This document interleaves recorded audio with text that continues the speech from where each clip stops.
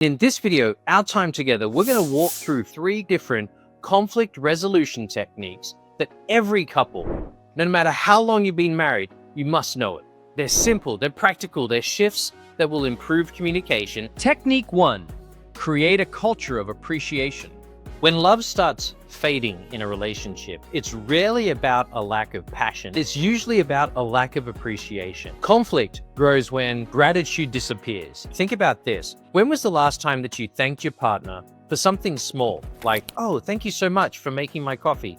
Or thank you so much for remembering the schedule before making other plans. It may seem tiny, but couples who regularly express those types of appreciation points tend to have fewer and shorter fights. There is some science behind all of this, and appreciation actually creates something very similar to an emotional cushion, if you will, in a relationship. It's just like the cushion will soften the impact of the fall. Appreciation softens the emotional impact of the overall conflict. When the emotional cushion is thick, when it is big, small disagreements feel very manageable. And that's when, as a partnership, you can actually approach them with patience. But when that cushion is super small, even when it's a minor issue, it can feel completely overwhelming, making the conflict feel bigger or like an emotional blow more than it actually really is. Here's one example. One couple that we once spoke to started doing a simple practice. Before going to bed, they'd actually share one thing throughout the day that they'd appreciated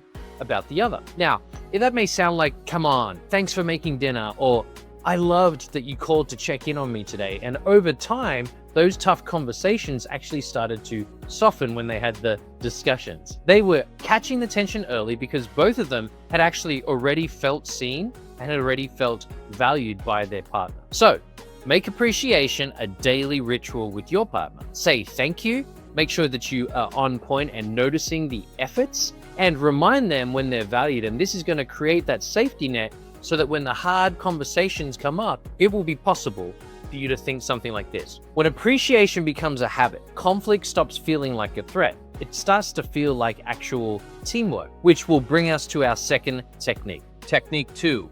Create safety for vulnerability.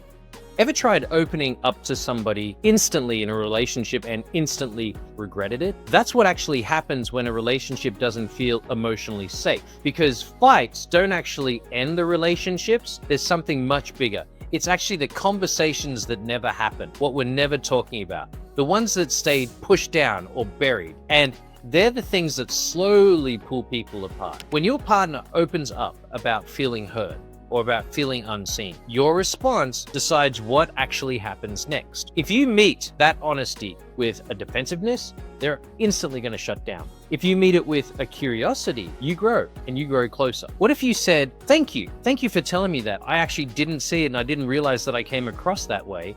Tell me more about it. You're actually not agreeing to the blame. You're actually agreeing to the openness to listen. And that is what transforms conflict from confrontation into connection. When you both start feeling safe, when you both start speaking honestly about something, everything shifts. It's no longer about you proving your point and them proving their point. It's about each other getting to know each other. And that's how connection rebuilds. Technique 3. Identify the real emotion beneath the argument. You and your partner are never really fighting about the dishes or the tone or the text that you didn't send. You're actually fighting what's behind it, what it actually means, what it meant. You know how most fights start with something small and how something starts to spiral into something even bigger? That's because the thing that you're arguing about usually is not even the real issue. When someone says, you never help around the house, what do you think they mean? Well, what they often mean is, I feel that I'm carrying all of this without your help. I'm doing this all alone. And when somebody says, you're always on the phone, what do you think that means? Well, it could mean, I actually miss having your attention with me. So the next time that you are pushing against each other and things start to heat up, try pausing for a second and asking yourself, what is really going on here? What am I actually feeling? Because most of the time, it's not anger. It's actually a feeling that we won't be understood in that moment. And once you can name that feeling, you're going to stop being opponents, pushing up against each other. And in fact, you're going to start becoming two people trying to make sense of all of this pain. And if you found insights helpful on this channel, Please hit subscribe for more conversations that will help you build that closeness instead of conflict. Once you begin to start practicing these concepts and these 3 techniques, the atmosphere of your relationship will constantly shift from reactive to responsive.